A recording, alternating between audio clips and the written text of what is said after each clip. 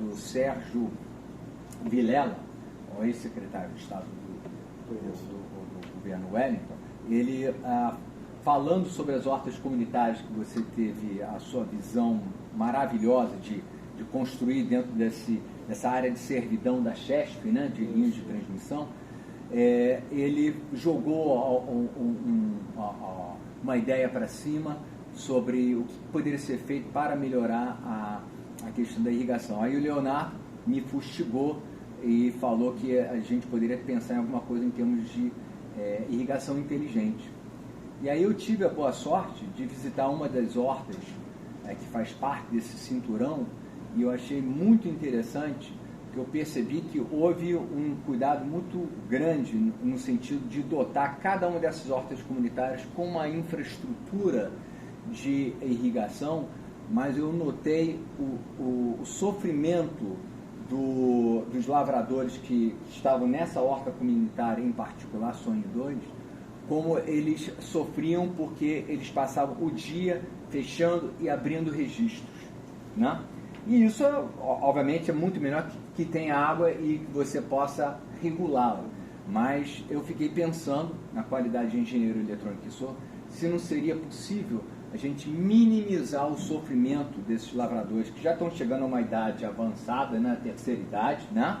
E os seus filhos não querem mais permanecer no campo, eles querem vir para a cidade. Então, eu usei aquilo como inspiração até para propor para a UFRJ uma proposta de pós-doutorado, né? Justamente tentando ver o que é possível fazer para conter um pouquinho desse processo de aridização do Nordeste do Brasil, que está em curso, né? Então, isso daí é que me trouxe, no final das contas, depois de todos esses anos, ainda permaneço muito otimista que o Piauí vai conseguir dar a volta por cima, tem muito a contribuir, né? E, no final das contas, é só uma questão de se usar tecnologia, digamos assim, de uma maneira, não, como é que eu posso dizer, de uma forma eu não gosto de fazer muito propaganda a meu respeito, mas eu não sou um mero engenheiro eletrônico, eu sou um agrônomo frustrado, né? Então, eu tenho um conhecimento de agronomia um pouco diferenciado, e eu tenho a certeza que é possível se fazer muito em prol do Piauí. Então, depois desse arrazoado, eu gostaria de passar a palavra para ver se a gente pode... Só pagar com relação às hortas urbanas, comunitárias de Teresina, que é a maior experiência no mundo de agricultura urbana. Não existe nada no mundo igual às hortas comunitárias aqui do Piauí e de Teresina. Certo? Foi um programa que surgiu em 87, se não me engano, né? Uhum. Da prefeitura, era diretor lá, e ela tinha uma concepção inicial, certo? Que era ocupar essa mão de obra ociosa que veio da zona rural, exato, empurrado, certo? Sem querer, para a zona urbana, à procura de oportunidades, certo? E, em função da sua baixa qualificação em serviços urbanos, ele acaba ficando numa situação marginalizada no processo, certo? E nós tínhamos também uma dificuldade de firmar uma atividade hortícola, né, pela comercialização. Uhum. Até só conseguia produzir na zona rural, porque Teresina tem uma zona rural muito extensa, certo, mas não conseguia comercializar o seu produto, porque ele era um produtor, ele não era um comerciante, uhum, e ele não tinha essa visão de comércio, ele tinha a visão de produzir, certo? E nós estudamos essa situação toda a cidade, então, para fazer hortas urbanas, né? E essa foi a primeira visão inicial, a ocupação de pessoas que têm vindo da periferia, que já tem identidade com a criatividade, que seria mais fácil, né? Uma das dificuldades que nós encontramos é que eles tinham visão de roça, não de horta. Certo. Essa foi uma dificuldade muito grande que nós tivemos inicialmente, porque era um lote pequeno. Então, para a atividade hortícola, aquele lote, fantástico. Com a atividade de roça, de plantar macaxeira, certo, plantar arroz, financeiramente zero. Não tinha rendimento com relação àquilo. Então, foi um processo lento, assim, de mudança de conceito, de práticas agrícola, né? Para que ele entendesse que aquela atividade, se você plantasse uma alface, em 2 canteiros, você tirava muito mais do que no hectare de macaxeira. Mas não é fácil você mudar esse pensamento de quem seu pai trabalhou nisso, seu avô trabalhou nisso. É uma questão cultural e enraizada nele, certo? Mas a gente conseguiu, ao longo dos tempos, alguns momentos bem mais rígidos no negócio, mais muito diálogo, né? Mas a gente conseguiu superar em tese essa questão inicialmente. Um outro aspecto, certo? E aí você colocou uma questão que eu acho que é crucial, certo? Eu entendo que a tecnologia tem que se adaptar à condição atual da lá. E o nosso modelo de horta é um negócio novo, que não tinha uma forma nenhuma. Você ia juntar 20, 30 ou 50 famílias, em lote de 20 por 30, produzindo lá naquele momento, né? E um dos agravantes, né? As pessoas não eram só horticultores, a maioria tinha atividade de vigilante, de gari. Então eles saíram de manhã cedo, então eles iam 4 da manhã para a horta, ficar até 7h30, 7 horas, e depois iam trabalhar, 5 horas chegavam, voltavam para a horta. E quando não, deixavam as mulheres lá. Só que as mulheres ficavam, mas 8 horas, tinha que ir para casa fazer o almoço do marido, dos filhos. Entendeu? Então, quer dizer, você tinha um fluxo de pessoas muito grande nesse horário, e depois de 8 horas, fluxo muito pequeno de pessoas. Muito pequeno de pessoas, né? A gente viu uma horta que tinha aqui na Embrapa, na época, fui estudante, né? E que foi feita por um doutor em irrigação. Um cara na sua idade, eu respeitava muito, gostava muito dele, tinha muito respeito por ele. Né? Quando eu estagiei lá, o sistema de irrigação não funcionava como ele programou. Porque ele fazia por período, né, de rega, né? Sim. E quando chegava lá 8 horas, não tinha ninguém na horta, que era para mudar a função dos canos para poder irrigar na hora. Não tinha. E ele brigava, né? Eu falava para ele, não, Luiz, esse pessoal não quer tecnologia, né? Eu disse, será que é isso? Porque no sistema comercial você consegue fazer isso. Você paga a pessoa e ele vai lá e faz como você manda. Isso aqui é uma horta comunitária. E as pessoas não têm só aquilo como prioridade. Tem outras atividades para sobreviver. E esse foi um desafio. Então, que tecnologia de irrigação utilizar para essa realidade de hoje? Aí foi aquela opção do regador e de um ponto d'água para onde ele eu vi. Cruel, perde muito tempo, mas na época foi a tecnologia que tinha, que mais se adaptava à realidade dele lá. Porque qualquer outra situação ia inviabilizar todo o processo. Porque não tinha quem manuseasse isso depois de 8 da manhã. Então, essa é a dificuldade. E sem falar que, tipo, meio-dia é humanamente possível alguém... ficar no campo. Você pegar de 11 da manhã até as 3h30 da tarde, é humanamente possível um ser humano ficar no sol quente daquele, certo? Então, a gente acabou com isso tudo, certo? E tu tinha lá um ponto de água, para você acondicionava água, e com a água você ficava fazendo a rega, né? Foi uma das opções que nós achamos para poder... Quando isso? Em 87. Certo. 87.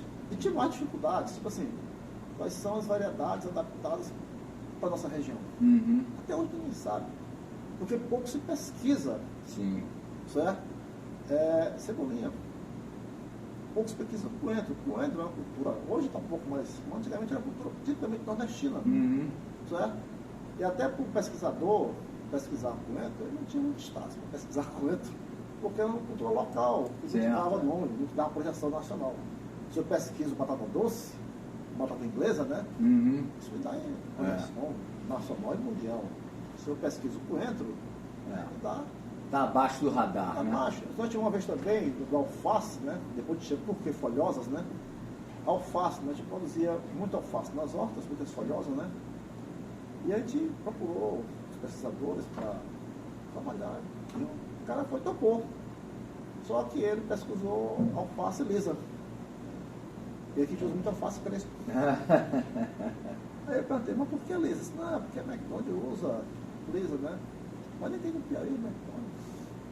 Mas pra quê? Porque não cresce que todo mundo come, gosta, usa para decoração de festa, aquele negócio todo. Assim, são decisões que, para você romper essas barreiras, não vou culpar ninguém por causa disso, não, assim, a conjuntura fazendo que as pessoas pensassem assim. E aí nós temos que ter o papel de convencimento de que esse caminho não é o melhor, certo? Essas são as dificuldades, né? Então, quer dizer, até acho que as hortas não avançaram tanto do ponto de vista tecnológico, né?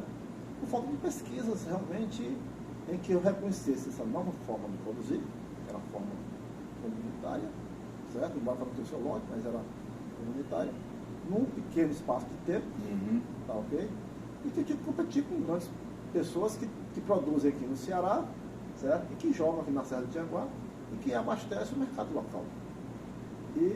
Mas o ser humano, assim, ele é muito sábio, né? E ele procura o caminho dele, né? Então, no começo da horta, nós queríamos produzir alface, ou nós queríamos produzir tomate, cenoura, beterraba, que dá dinheiro que vende, né? E o pessoal começou a plantar cebolinha, coentro e alface. Por causa puxando a sardinha para eles, viu? Aí nós fomos lá por que isso aconteceu. É que não só a discussão, nossa, as hortas só produzem esse tempo, só folhosas, né? É que ele incomodava, porque o bonito era tomate, certo? Era cenoura, era beterraba, porque a classe alta também consome isso aí, né? E aquilo nos... Eu gosto de saber o que esse negócio tá folhosa, né? Aí fomos estudar nas hortas lá, fazer questionário, e é o seguinte, olha como a lógica deles tinha completamente certa, e nós estávamos completamente errados. O que é que eles faziam, né? É uma horta na periferia, certo? Então, cebolinha, coentro, não faço com cebolinha e coentro, são condimentos. E que todo dia você usa. Dizia que é um condimento bom, verdinho ali. Então, todo dia o pessoal ia lá na horta lá, comprar cebolinha, coentro e alface. Todo dia, para comprar 10, 15 reais, certo? A pessoa que não tem renda fixa, certo? E todo dia tirar 10, 15 reais, ela com um dinheirinho para ela, ia comprar, ela fica comer para ela. Entendeu a lógica dele? Se eu planto o tomate, eu ia esperar 3 meses para colher o tomate e daí ia competir com o pessoal da Serra, que produz em escala comercial e consegue fazer um preço para baixo do meu. E eu não sou comerciante. Eu não consigo produzir a cenoura porque vai demorar aí também 2, 3 meses. Eu vou ter que competir com quem joga aqui no mercado de Teresina. O canal de São Paulo pode jogar cenoura aqui. Eles já tinham essa percepção, então? Natural deles. Quer dizer, para eles era melhor vender aqui as folhosas, porque vendia no próprio local e todo dia, assim, não era o dinheiro mensal. Eu não tenho renda. Eu preciso todo dia receber dinheiro. Se eu planto cenoura, eu tinha que ficar o quê? Inicialmente 3 meses sem renda. Ou então eu faço escalonamento de produção que talvez não desce. E o condimento, todo dia o cara usa. Todo dia ele vai comprar. E aí a gente conseguiu visualizar o porquê da opção deles por folhosas. Por folhosas, certo? Porque atende o interesse deles e a realidade deles. Certo? E para nós foi um aprendizado fantástico esse processo. Certo? Você conhecer. Por isso que eu digo que a tecnologia ela tem que se adaptar à realidade. Não à realidade, não assim. Claro. Tem que se adaptar ao homem, não o homem a ela. Sem dúvida nenhuma. Essa é a minha teoria, né? Eu até gostaria de fazer uma pergunta. Eu fiz essa pergunta para o pessoal do Sonho 2 para ver o que eles achavam. Eu falei para eles o seguinte: e se nós colocássemos sensores nos seus cultivos, nos seus canteiros, que indicassem o momento certo para que aquela válvula fosse aberta para regar e fosse fechado também uma vez que os sensores determinassem que o nível de umidade já estivesse dentro do apropriado? Isso daí vocês veriam esse tipo de coisa? O pessoal olhou assim como se eu fosse o próprio Caramuru apresentando lá o pau de fogo. Porque no final das contas, em 1987 era absolutamente impensável. Eu já era engenheiro eletrônico formado, já trabalhava numa empresa líder mundial na área de instrumentação eletrônica. E o que existia então eram sistemas, né, como os que a Embrapa tem em outras empresas, né? Sensores de umidade, temperatura, onde você coloca em torno de uma unidade central, que ficam 3, 10 metros no máximo. E hoje em dia, com o uso de radiofrequência, você consegue ter sensores a 10 quilômetros de distância. Então você consegue ter um raio de atuação muito maior. E os dispositivos, eles... só para você ter uma noção, aqui você não é eletrônico.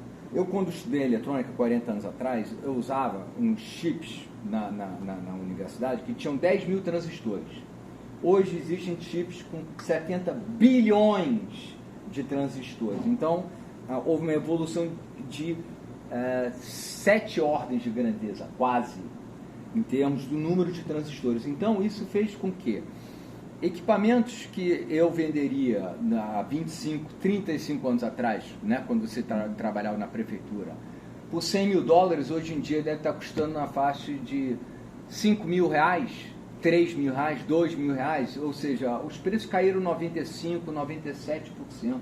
Então, coisas que uma caixa como uma que está lá na sua mochila, Albert, talvez valesse até a pena mostrar por isso, é uma caixa muito singela, muito simples, que faz algo que eu lhe garanto que no século passado nem seria possível, que não haveria a tecnologia. É só uma caixinha dessa daqui, essa da caixa daqui, os dispositivos aqui dentro, tudo, a caixa inclusive, não custa nem R$500.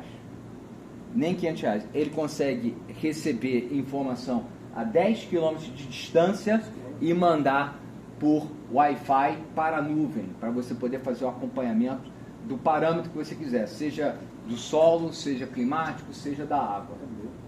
Então, isso daqui e outra coisa, esse é o tipo de dispositivo que ele fica hibernando 99% do tempo. Então, ele a cada 15 minutos acorda, faz a leitura de sensores, quaisquer que sejam eles, envia essa informação para a nuvem, e aí você tem o acesso. E aí depois ele dorme. Por quê?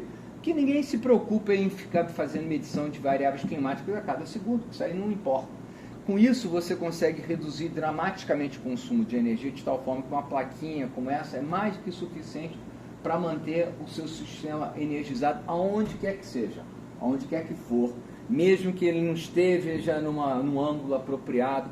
Então, o Leonardo e eu, tivemos a sorte de ir lá na Funassi, o senhor deve conhecer. Existe uma escola que fica ao lado do Sonho 2. Quando estávamos indo para o Sonho 2, nós nos deparamos, o nosso carro, por sorte, caiu num buraco. Nós tivemos a oportunidade de conhecer o pessoal da Funassi, e nós estivemos há pouco tempo com o Paulo Cruz, conversando sobre esse sistema, que nós temos um sistema como esse instalado lá na Escola Agrícola, e que nós gostaríamos muito que servisse como um polo irradiador de tecnologia. Eu lhe garanto que hoje em dia você entender de eletrônica básica para poder fazer um diagnóstico de um equipamento desse, descobrir se ele está com problema na bateria ou se ele está muito próximo, muito distante, é muito mais fácil do que era outrora. Você não precisa ter um curso de eletrônica para você saber lidar com eletrônica. Da mesma forma como se na sua casa houver um cano estourado, você não vai chamar um engenheiro hidráulico. Você sabe perfeitamente fechar o registro, serrar, botar uma união, não é verdade? Então, em eletrônica, as coisas estão chegando a esse ponto em termos de facilidade de montagem. Então, nós enxergamos a possibilidade de utilizar esse tipo de tecnologia para usá-lo como um chamariz para manter o jovem no campo. Uma observação que eu fiz para o Paulo Cruz foi quando eu li uma apresentação do IBGE fazendo um comparativo entre as duas últimas edições do Censo Agro. E ele mostra que houve uma redução de mais de 20% da população de agricultores familiares no Brasil, entre uma edição e outra. Está havendo uma evasão enorme e tem que haver alguma coisa para manter o jovem no campo. E para mim, manter o jovem no campo tem que ser alguma coisa ligada à tecnologia, para que ele possa perceber claramente como ele pode contribuir para ajudar a vida dos seus pais, que já estão ficando idosos, já não tem mais condições de ficar no sol a pino, pegando na enxada, né? Então, eu vim aqui muito mais para lhe felicitar pela ideia maravilhosa de construir essas hortas comunitárias e dizer que, no meu entender, baseado no que eu vi em termos de infraestrutura, com um pequeno investimento da ordem de 5%, digamos assim, do que foi investido nas hortas, seria possível automatizar completamente o processo. O pessoal poderia trabalhar no que eles quisessem, que todo o processo de aguagem, de rega, seria feito de forma automatizada e o pessoal poderia ficar descansado, utilizando o tempo livre deles para valorizar o que eles produzem. Eu sei que eles não são comerciantes, mas certamente se eles tiverem mais tempo disponível, eles vão pensar como poder melhorar a condição de renda deles. E a tecnologia para dar uma liberdade de folga para o produtor. Exatamente. O máximo que a gente puder fazer para que ele trabalhe menos e ganhe mais, Exatamente. esse é o propósito. Exatamente. E as ferramentas hoje de tecnologia estão fantásticas, estão aí. Consegue fazer assim, né? Como o pequeno ter acesso a essa é a grande dificuldade, certo? E eu achei importante, muito boa a proposta, e inclusive corrobora com a ideia que a gente teve na época, né? Bora fazer irrigação por aspersão. Eu digo, vamos ver se não é um problema, porque o problema é o tempo que está lá. Então, claro. Tu vai estar lá 4 da manhã, trabalhando aqui no manejo da horta, e as pessoas rodando te molhando. Entendeu?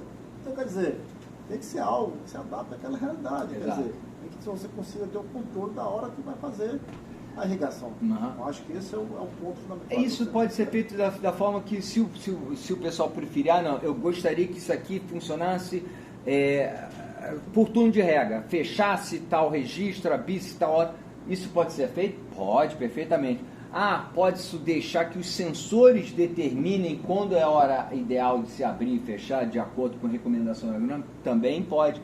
Você determina como você quer fazer. Fantástico. O que não pode é ter a pessoa manualmente ter que ficar presa àquela rotina que acaba desumanizando um pouquinho, né?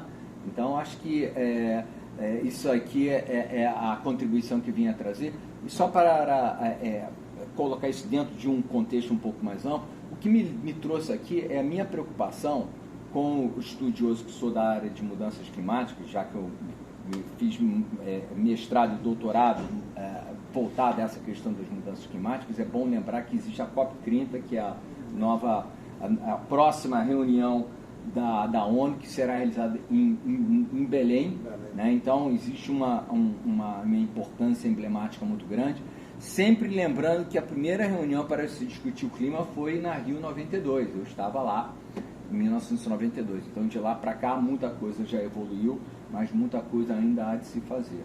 Eu acho que seria muito interessante que se colocasse mais abertamente o que é que se pode fazer em prol da Amazônia, que ela está sofrendo tanto agora, né, com esse problema de estiagem. Olha, esse país está incompreensível, né? Sem a Amazônia, sem água. Eu estive agora no sul do país. Afogado. Água, assim, absurdo, quer dizer, um negócio assim, que inexplicável. Inexplicável, né? Do ponto de vista de um leigo, né? Mas se você conhecer a história, certo, que o ser humano está construindo, você consegue explicar amplamente da situação. E é preocupante. Certo? E Teresina, certo? Está cada vez mais quente. É um negócio assim, impressionante. Efeito ilha de calor, né? É impressionante como você consegue, ao longo do tempo, sentir, certo, o aumento do calor na cidade.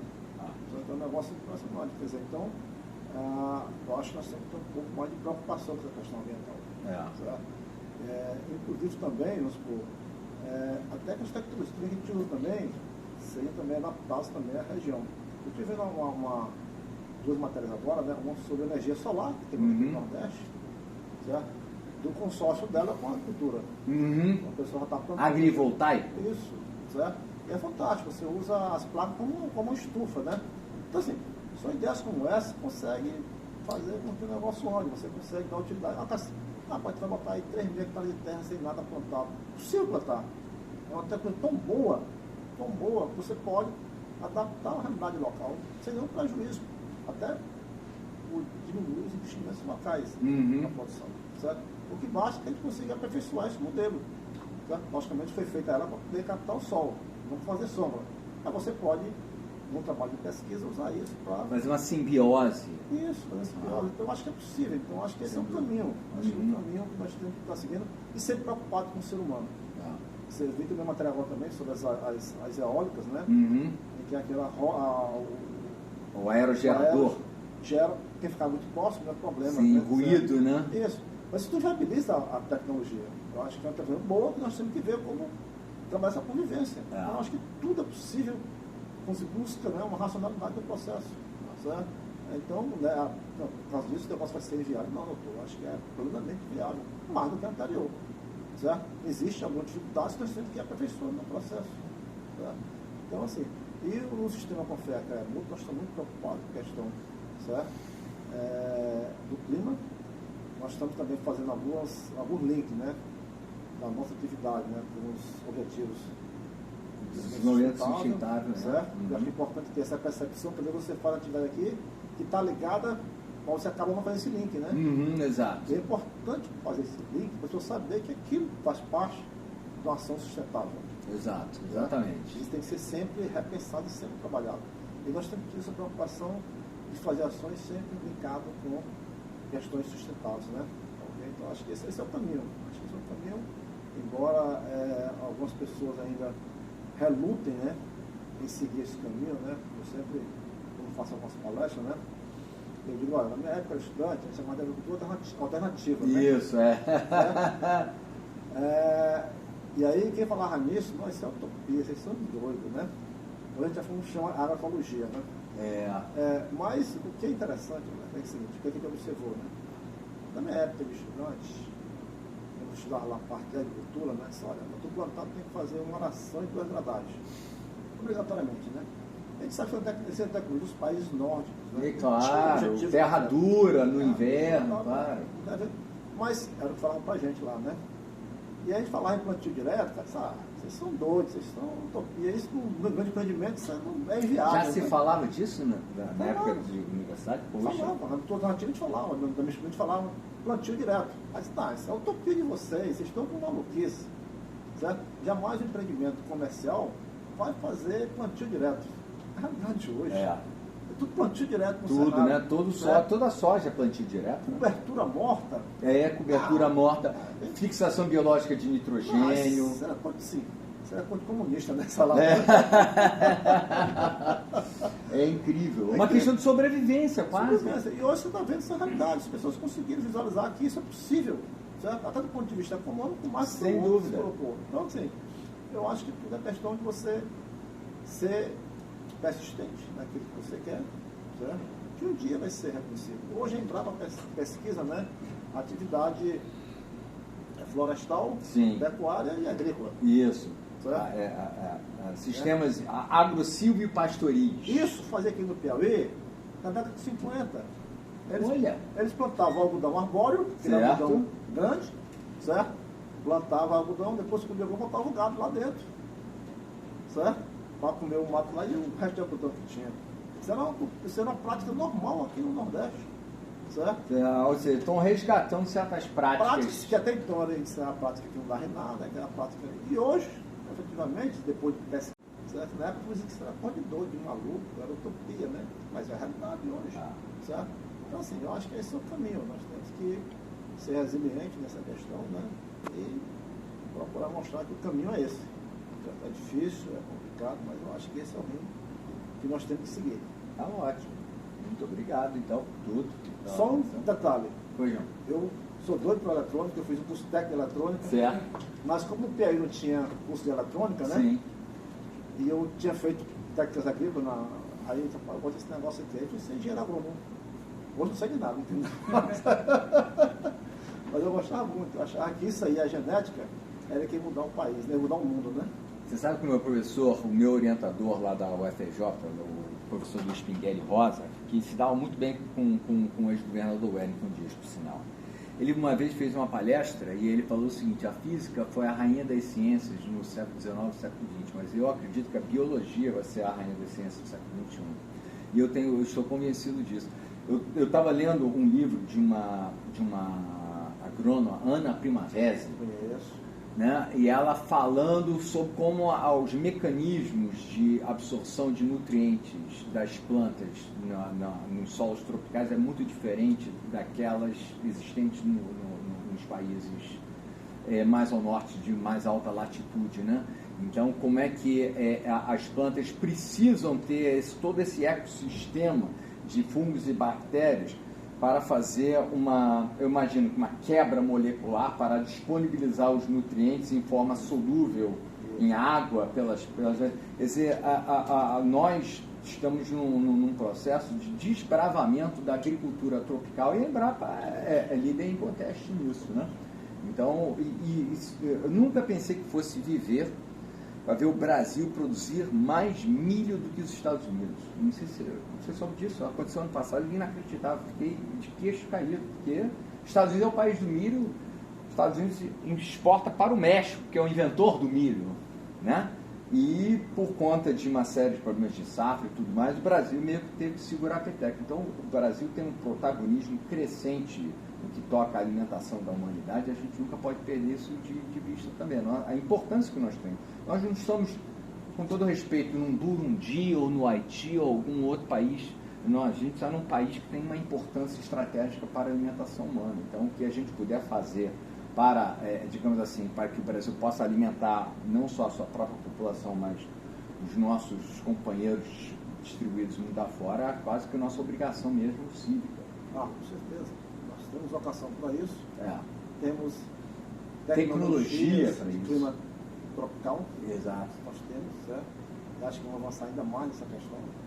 Precisamos fazer transferência de tecnologia para o pessoal que está mais embaixo e que é plenamente possível, que é muito em conta. Quer dizer, isso aí que eu acho que não pode ficar só restrito ao pessoal da hora. Nada contra, muito pelo contrário. O Brasil só está de pé melhor do que muita gente. Existe espaço, exatamente. Né? Você tem sua linha, você segue sua linha, mas todos têm espaço. Exatamente. São mercados distintos, né? São públicos distintos, né? Cria-se uma animosidade desnecessária e contraprodutiva, né? Agora, assim, aqui no Nordeste nós temos que assim, que romper algumas barreiras, né? Uhum. Pô, o filho lá do agricultor, ele vai estudar, mas não para ser agricultor, né? Ele estuda para não ser agricultor. Então, existe todo um processo, né, de que isso não presta, isso não é bom, certo? E talvez isso dificulte a retorno dele, né? Dependendo da idade, sem dúvida. Isso, certo? Até tem um exemplo de uma pessoa que eu conheci na prefeitura, eu conheci o pai dele, que era agricultor, conheci ele pequeno, ele se formou com uma agronomia, aquele negócio todo, produz melancia muito bem, mas me procurou um bom emprego para ele, né? Olha.